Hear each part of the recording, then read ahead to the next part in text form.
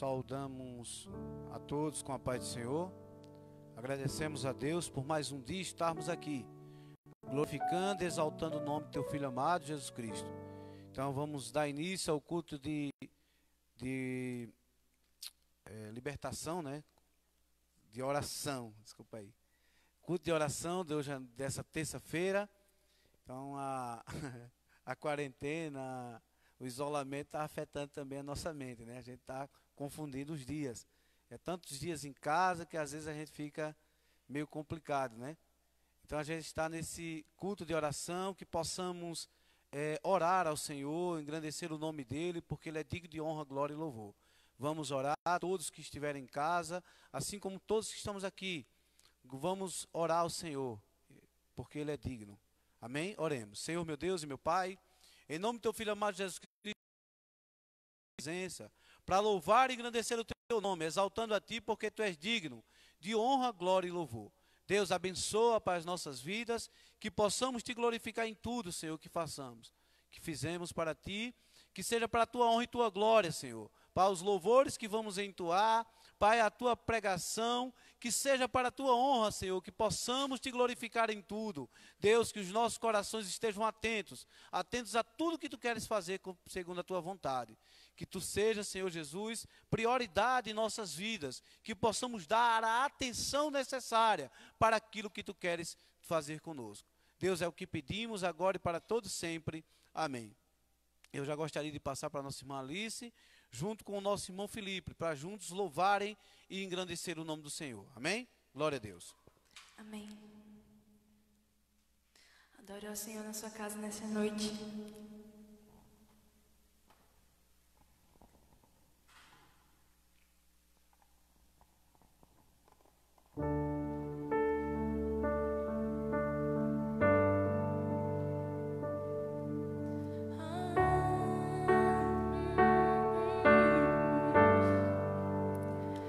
Eis-me aqui, tantas fraquezas, diante da Tua grandeza.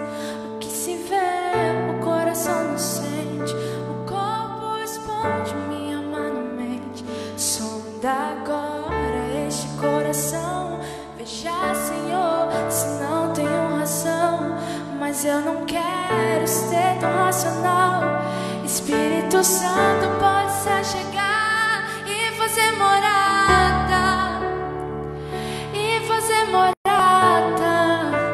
Espírito Santo, mora em mim. O meu coração é o Teu lugar, faça morada. Eu te convido, nunca mais me deixará aqui. Faça morada em mim, faça morada em mim, faça morada em mim. Eis-me aqui, tantas fraquezas, diante da Tua grandeza. O que se vê, o coração não sente, o corpo responde, minha mão mente.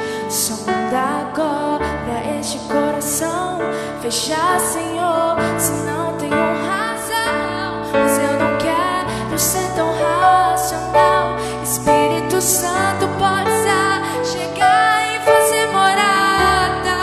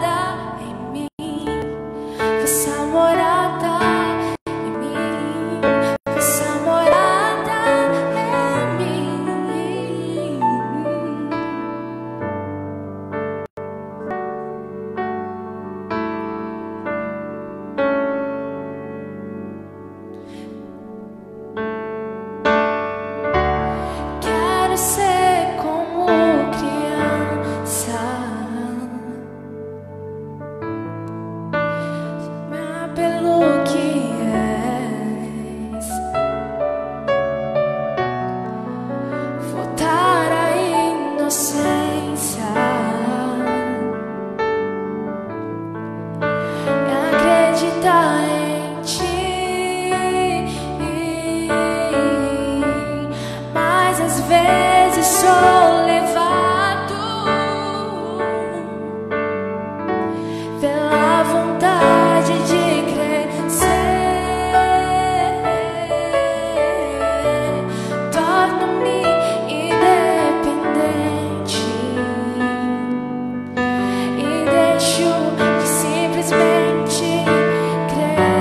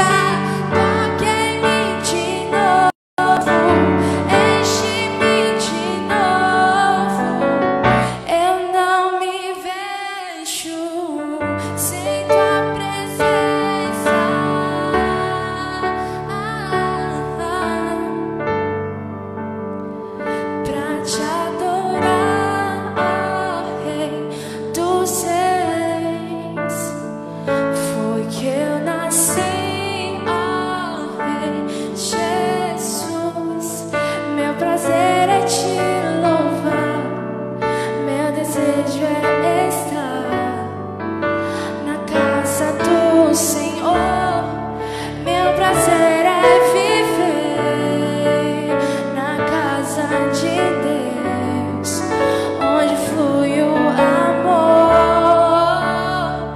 pra te adorar, ó Rei dos Reis. Foi que eu nasci, ó Rei Jesus. Meu prazer é te louvar, meu prazer é estar na casa do Senhor. Meu prazer é viver na casa de Deus, onde flui o amor.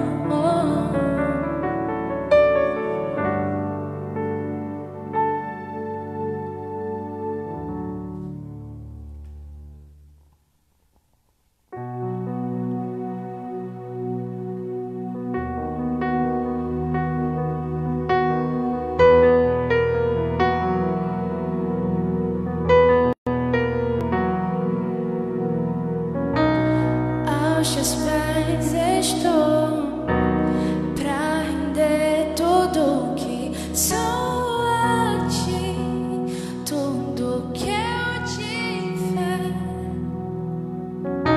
Receba aqui, Senhor, meu perfume, minhas lágrimas que vão cair. Basta olhar em seu rosto, Deus. Eu fui perdoada logo que te vi. E todos os meus tesouros eu vou derramar diante de ti. Eu quebro meu vaso, eu quebro meu vaso aos teus pés, aos pés de meu amado. Eu quebro meu vaso, eu quebro meu vaso aos teus pés, aos pés de meu amado.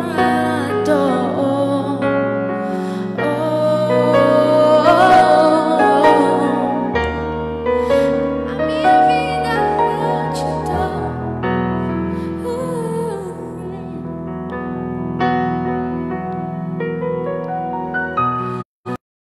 Aos pés estou, pra render tudo que sou a ti, tudo que eu tiver. Receba aqui, Senhor, meu perfume, minhas lágrimas que vão cair. Basta olhar em seu rosto, Deus. Eu fui perdoada logo que te vi. E todos os meus tesouros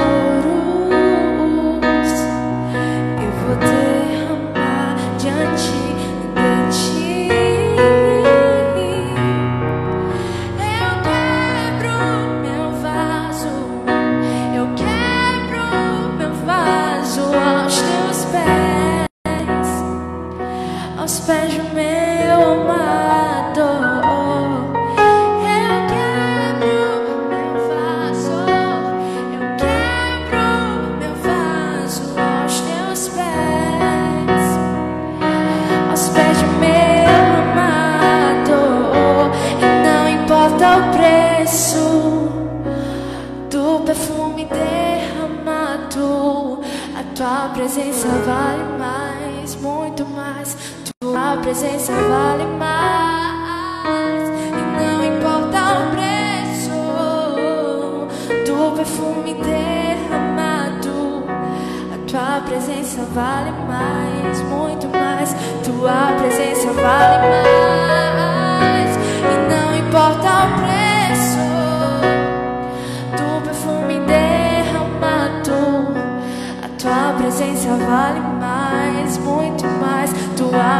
recompensa vale mais. Eu quebro meu vaso, eu quebro meu vaso aos teus pés, aos pés do meu amado. Eu quebro meu vaso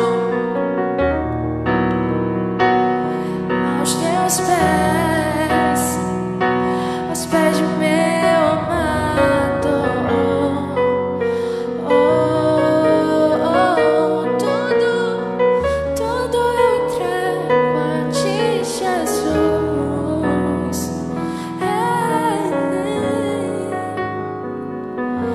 Deixa quem quiser falar, não importa o que vão dizer. Que custe o preço que custar, não importa. Eu quebraria o vaso outra vez. Deixa quem quiser falar, não importa o que vão dizer. Que custe o preço que custar, não importa. Eu quebraria o vaso outra vez.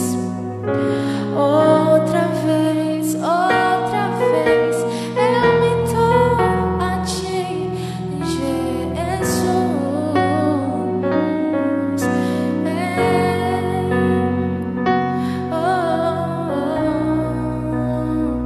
Amém. Já vou passar pela palavra.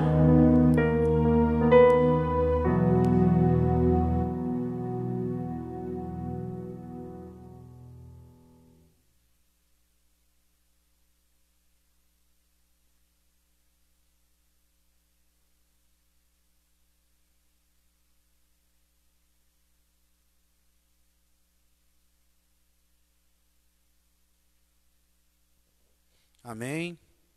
Depois de um louvor desse, né, maravilhoso, que possamos aprofundar mais, né?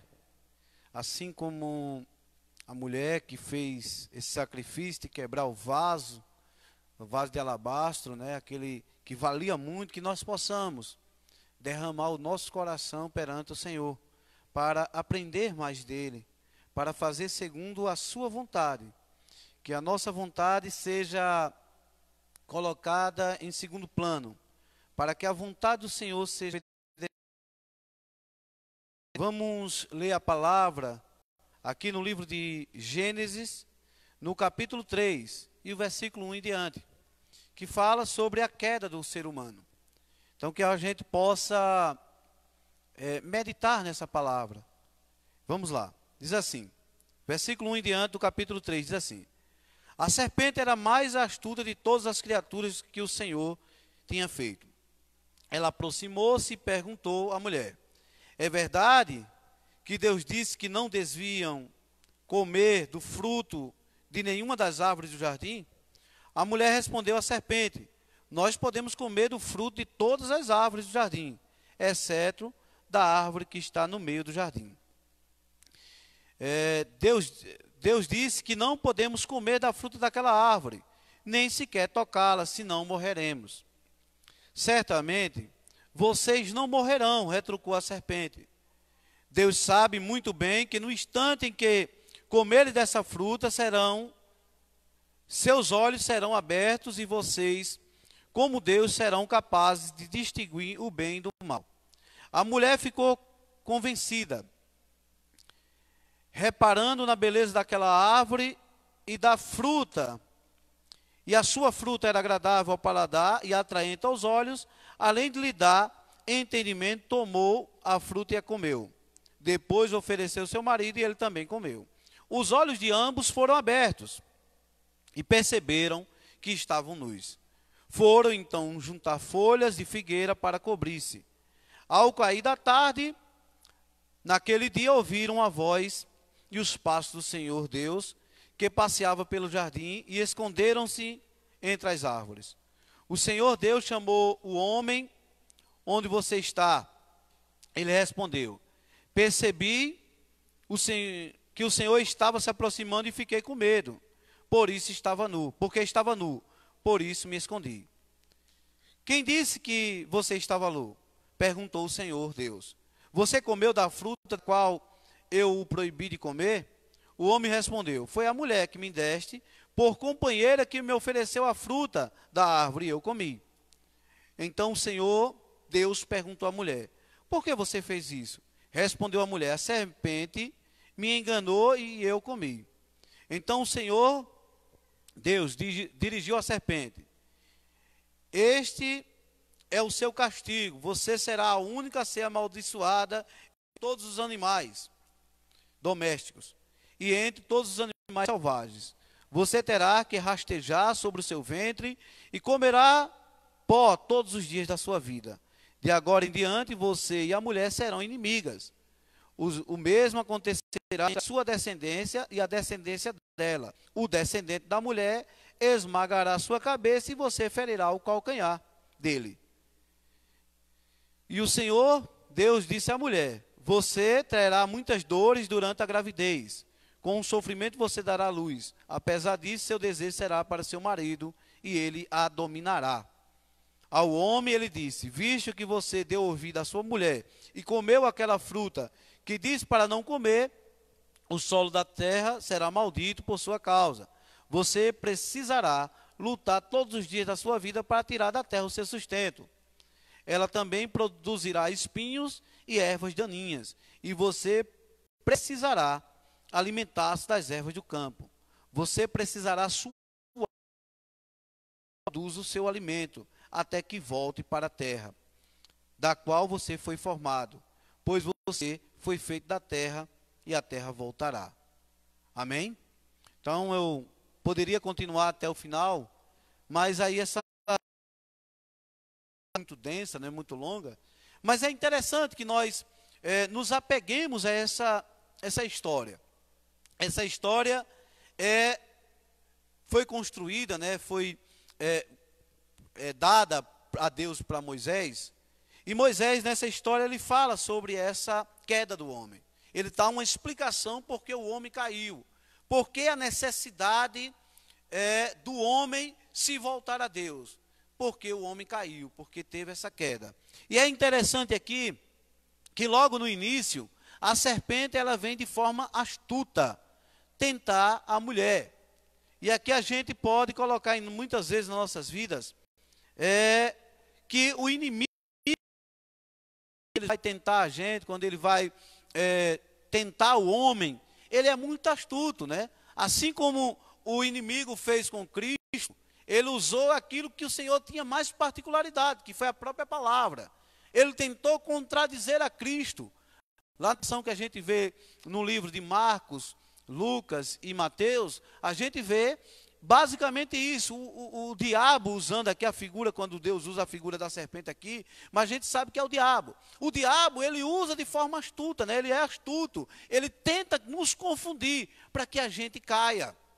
O objetivo do diabo, como o Senhor Jesus disse, em João capítulo 10, versículo 10, ele disse que ele vem para matar, roubar e destruir.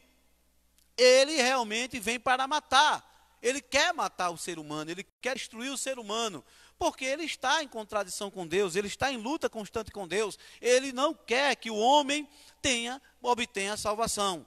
E é interessante aqui que ele chegou para a mulher e faz uma pergunta, né?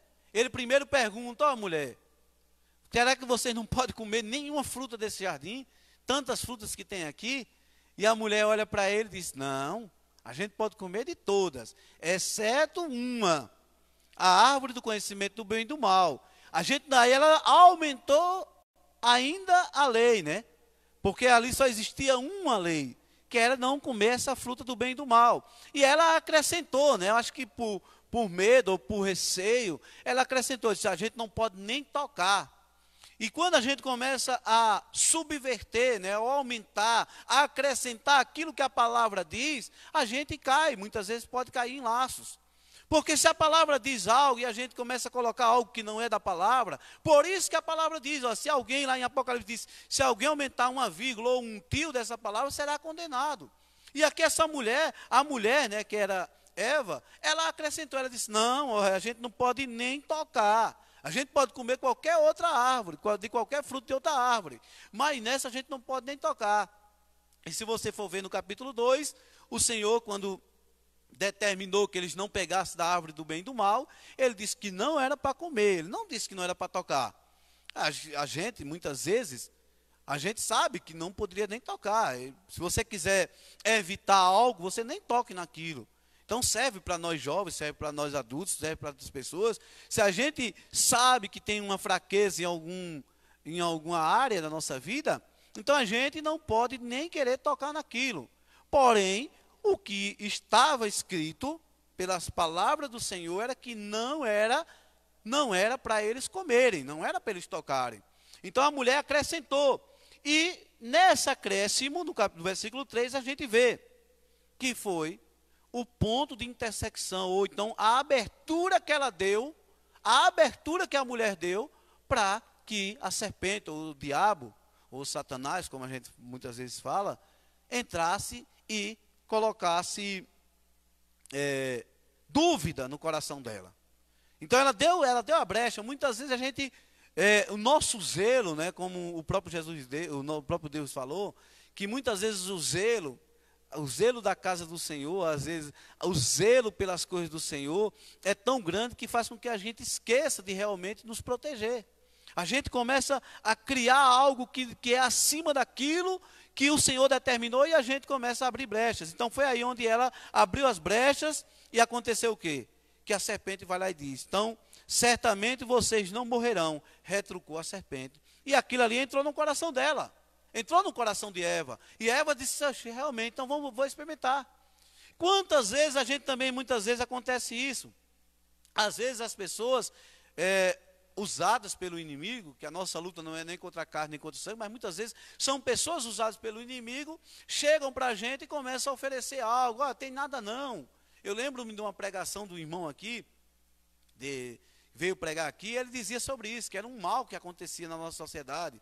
O tem nada não, tem nada a ver, pode ficar à vontade, isso não vai fazer mal. Então, basicamente, a gente está repetindo aquilo que a serpente estava falando naquela época.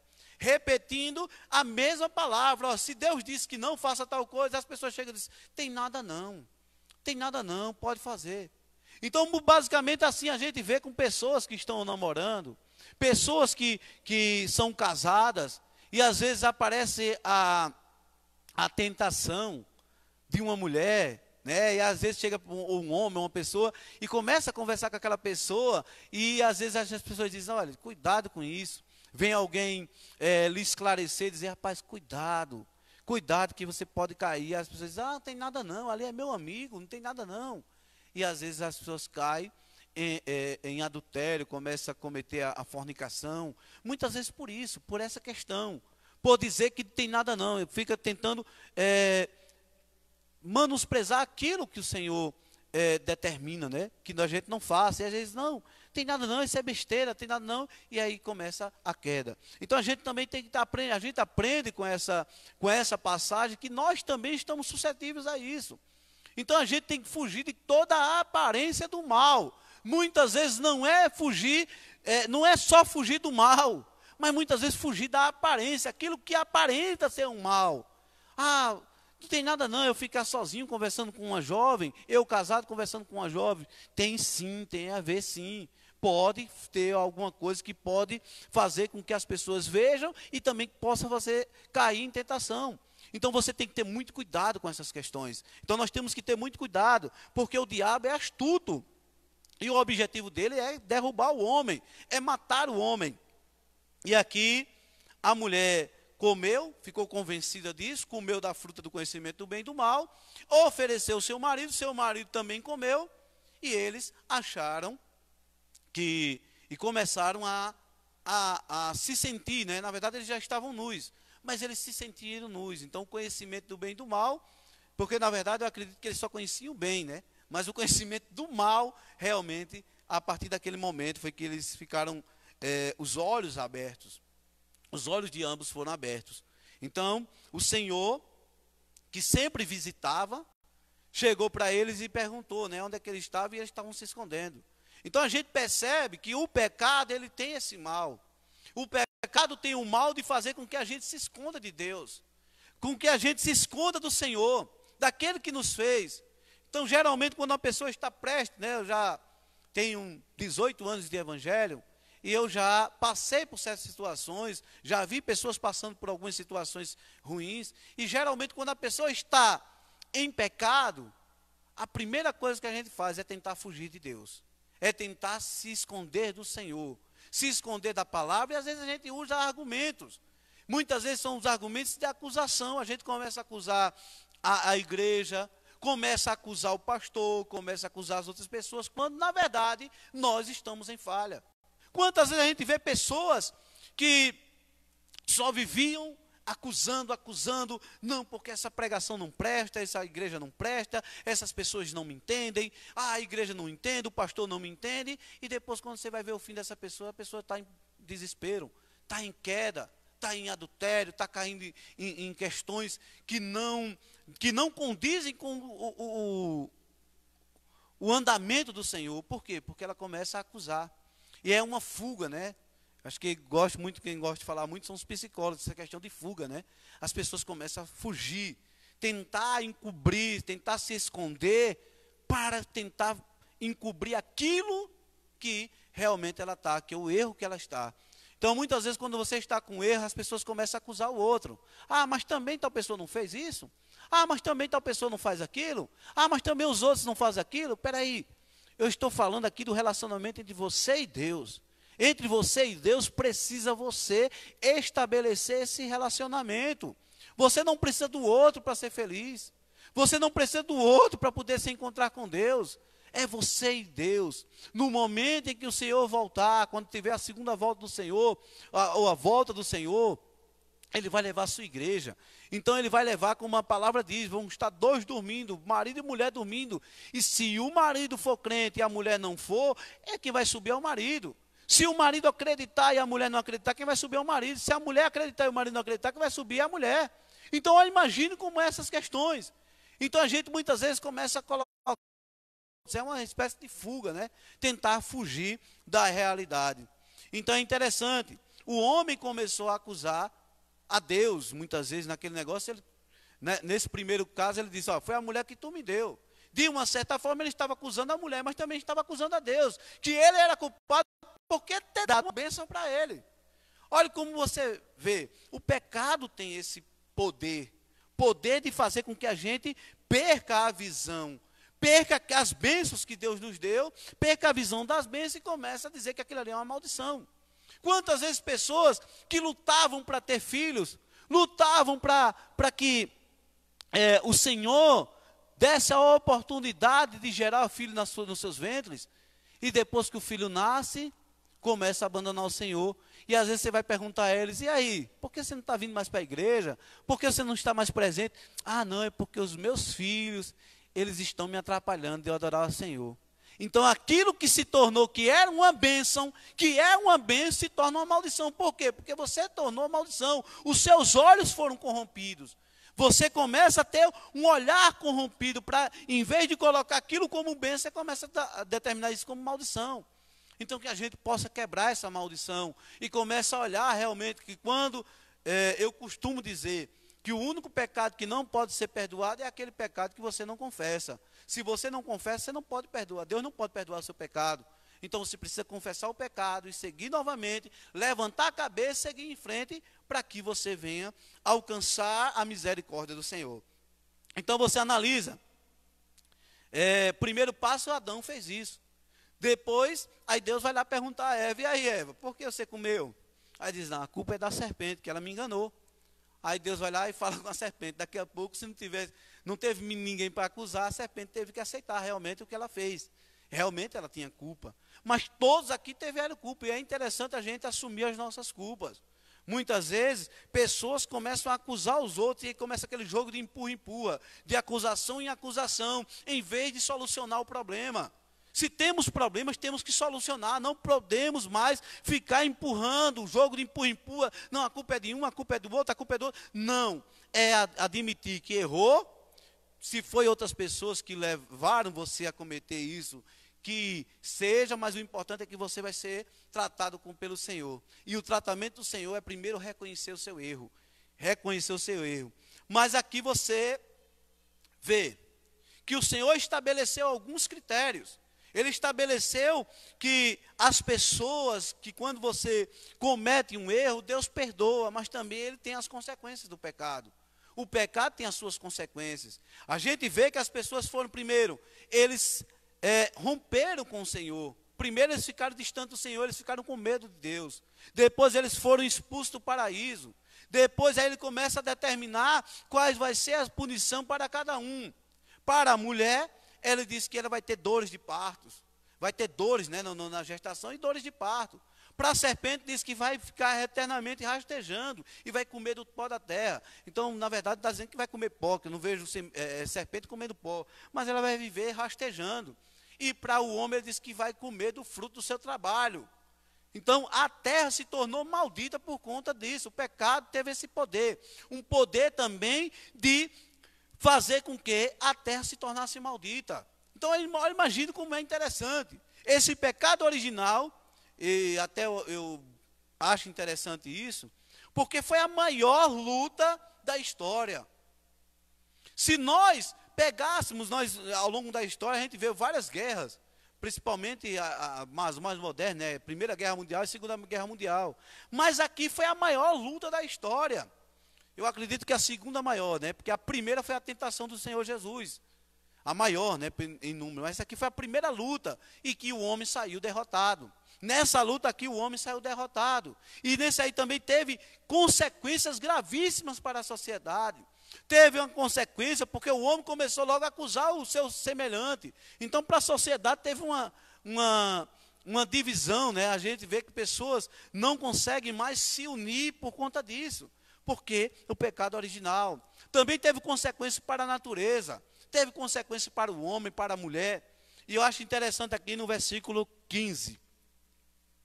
Versículo 15, essa tradução foi específica. Existe, né, uma linha teológica que nela mesmo, né, na própria religião que defende essa linha teológica, de que esse descendente da mulher seria uma própria mulher, que seria a mulher, que seria Maria, a mãe de Jesus, ele entra em contradição. Porque aqui ele está dizendo, ó, o descendente da mulher esmagará a cabeça da serpente. E a sua descendência ferirá o calcanhar a descendência da serpente ferirá a cabeça, o calcanhar da descendência da mulher. Então, ele como é interessante.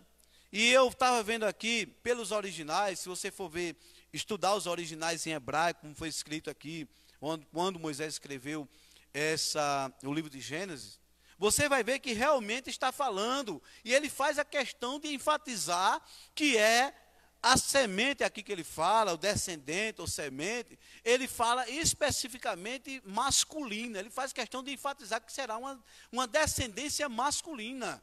É só você dar uma estudada. Depois você vai na tradução da Septuaginta, dos gregos, para o grego, né?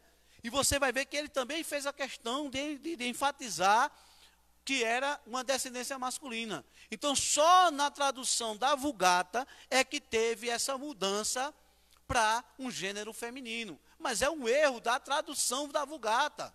Mas aqui o original diz que realmente quem esmagará a cabeça da serpente será Cristo, foi Jesus na cruz do Calvário.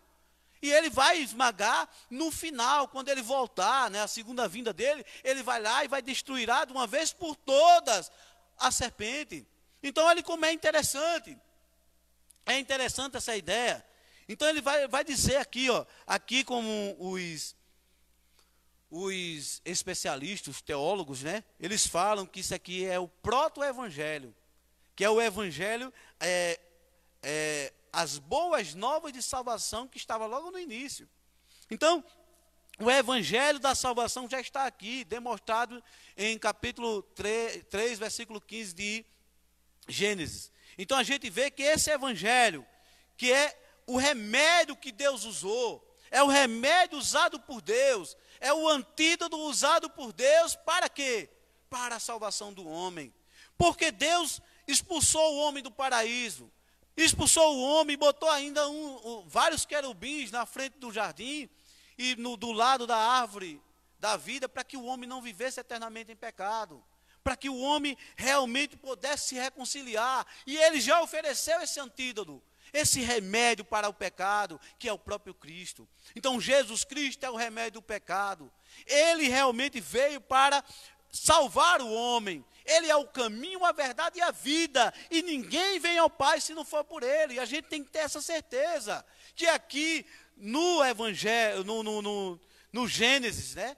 Que é o proto-evangelho, que é aquele nascedor, o evangelho principal, onde Deus já demonstra, olha, tem uma solução para a sua vida. Jesus Cristo é a chave de interpretação de toda a Bíblia, a chave de interpretação da sua vida, é aquele que vai solucionar os problemas, as dúvidas da sua vida. Então, que você se apega a Cristo, realmente você vai ver essa diferença. Então, muitas vezes as pessoas ficam presas a dogmas.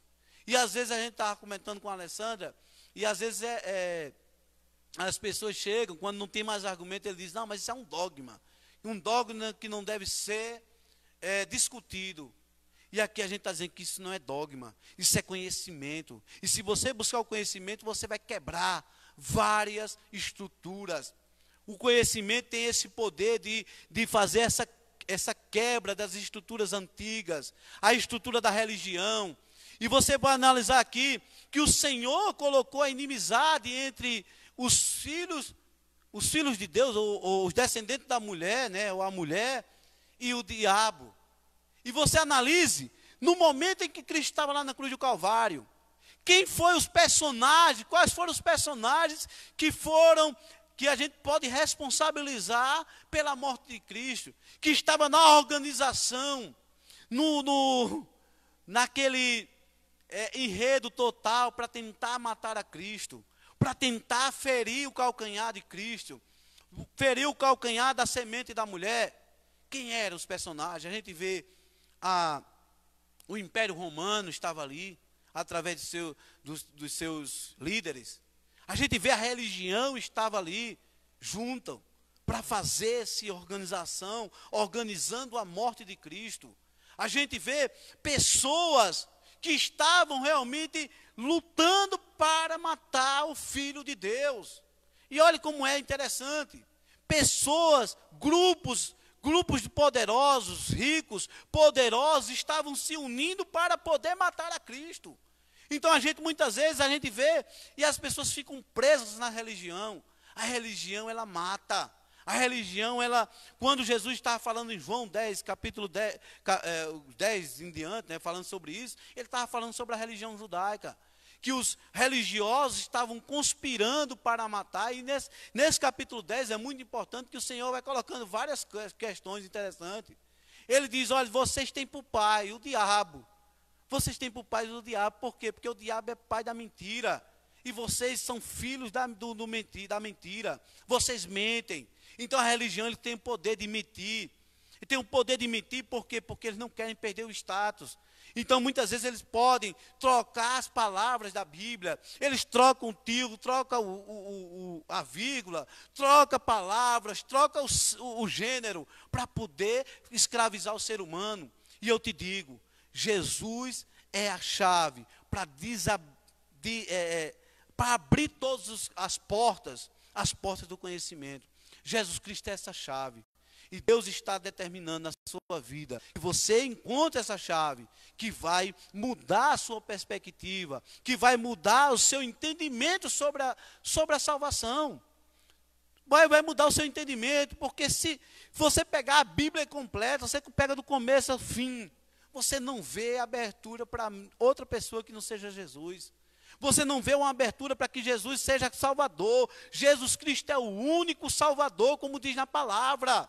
A palavra diz que não foi outra pessoa. Não foi a mãe dele, não foi o pai dele, não foi o tio, não foi o primo, não foi ninguém que morreu na cruz do Calvário, só foi ele. Só foi ele, Jesus Cristo, o único. Aquele que é digno, que é justo, aquele que morreu para salvar a humanidade. Então, muitas vezes as pessoas tentam subverter a palavra, tentam mudar o sentido da palavra, tentam mudar a escritura, muitas vezes o gênero, como eu disse aqui na Vulgata, mudou o gênero da semente para tentar subverter a lógica, para tentar subverter aquilo que o Senhor colocou. que o Senhor colocou já desde da originalidade, lá em hebraico, na tradução hebraica, que colocou que aqui realmente a descendência da mulher seria um homem, Jesus Cristo, que iria salvar o mundo. Então é ele que vai pisar na cabeça da serpente, é ele que passa à frente. Não precisa outra pessoa passar à frente, você precisa só de Jesus. Você não precisa de outra pessoa. A gente adora Cristo, a gente ama a nossa irmã Maria, mas ela está morta. A gente ama os nossos irmãos, a gente ama aquelas pessoas que foram importantes na tradução judaica cristã. A gente ama Davi, a gente ama Salomão, a gente ama todos esses personagens, mas a adoração é só a Deus. A gente adora apenas a Deus, porque Ele é o único, Jesus Cristo é o único Salvador, o único mediador entre o homem e Deus, é Jesus Cristo. E que a gente possa ter essa certeza, que o Deus Pai, Deus Filho e Deus Espírito Santo é quem faz a transformação do homem, e que possamos estar incorporados dentro da perspectiva, que possamos analisar a palavra no mais profundo, porque o Senhor, Ele não quer que nós sejamos confundidos.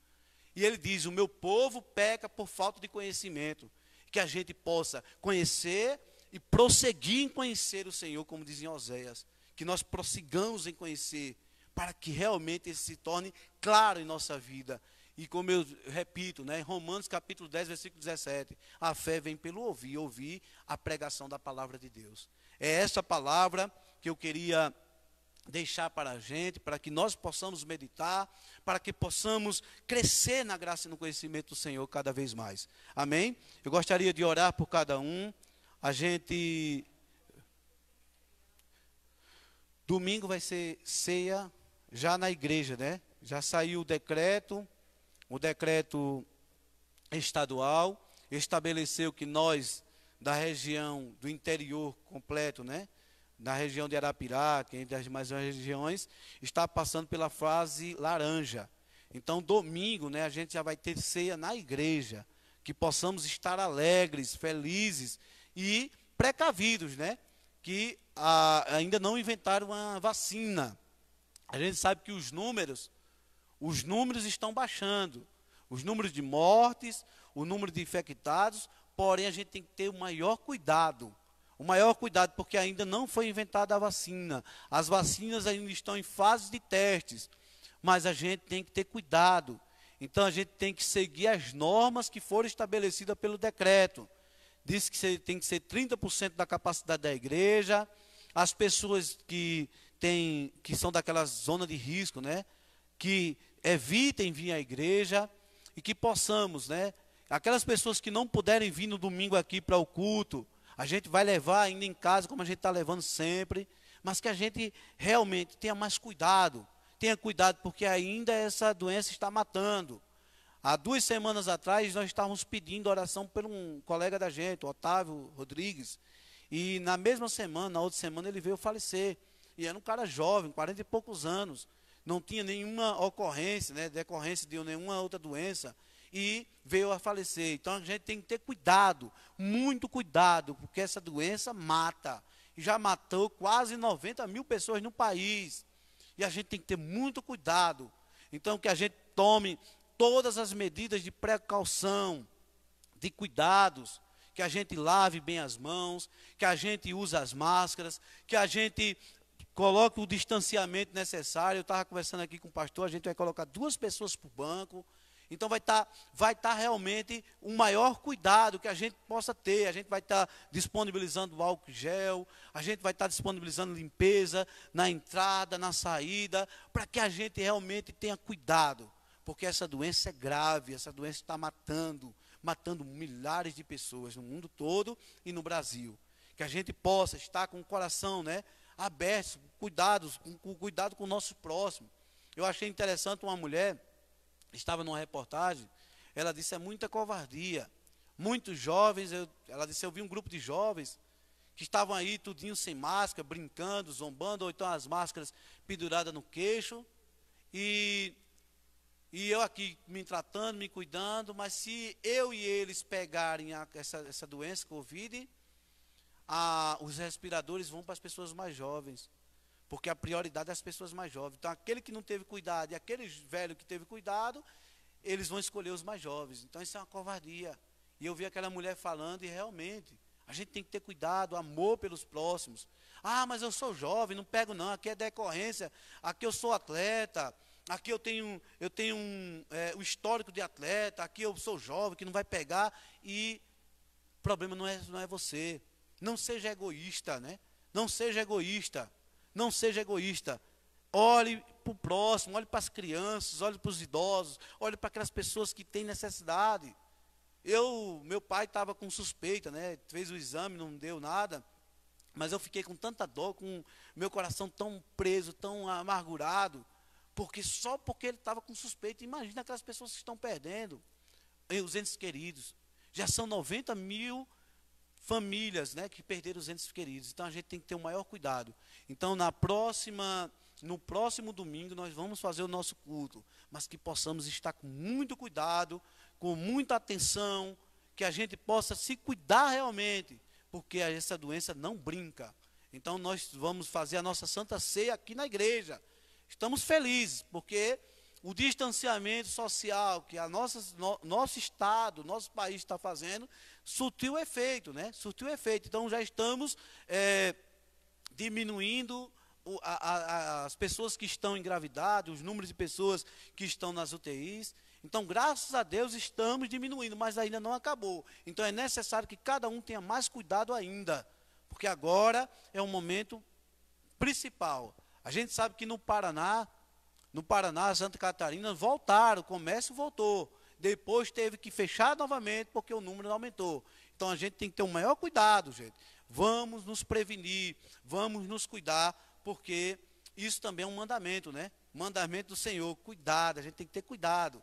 A gente não pode tentar contra o Senhor, né? Ah, mas porque eu sou cristão, agora eu posso fazer o que eu quiser. Não, o Senhor Jesus disse, o diabo chegou lá e ofereceu. Ó, desce daqui do pináculo do templo e pode descer aqui, que os anjos, a tua palavra diz que os anjos vão acudir. O que foi que o Senhor Jesus disse? Não tentarás o Senhor teu Deus. Não tentarás o Senhor teu Deus. Então que a gente possa ter consciência e mais precaução. Domingo estaremos aqui novamente. Na sexta estaremos fazendo online, mas domingo estaremos presencialmente.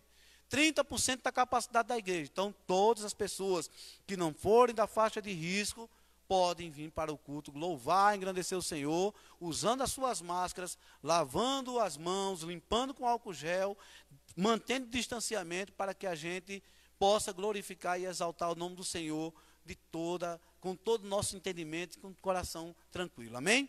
Vamos orar, vamos agradecer ao Senhor. Senhor, meu Deus e meu Pai, eu te agradeço pela tua palavra, eu te agradeço pelo momento de estarmos aqui presentes, glorificando e exaltando o teu nome. Eu te agradeço pelos louvores que entoamos, que vamos entoar. Eu te agradeço por cada irmão que está na sua casa, Senhor, ouvindo a palavra, cultuando junto com a gente. Eu te agradeço, Senhor, porque no próximo domingo estaremos juntos, Pai. Muitos irmãos que a gente não vai poder se abraçar, mas a gente vai poder olhar frente a frente e agradecer ao Senhor, porque mais um momento estamos passando. Deus, abençoa grandemente a tua igreja. Pai, abençoa o nosso país, abençoa o mundo inteiro, Senhor, para que seja solucionado esse problema. É o que te pedimos agora e para todo sempre. Amém. Eu já chamo a nossa irmã Alice e o nosso irmão Felipe para louvar e engrandecer o nome do Senhor. Amém? Glória a Deus.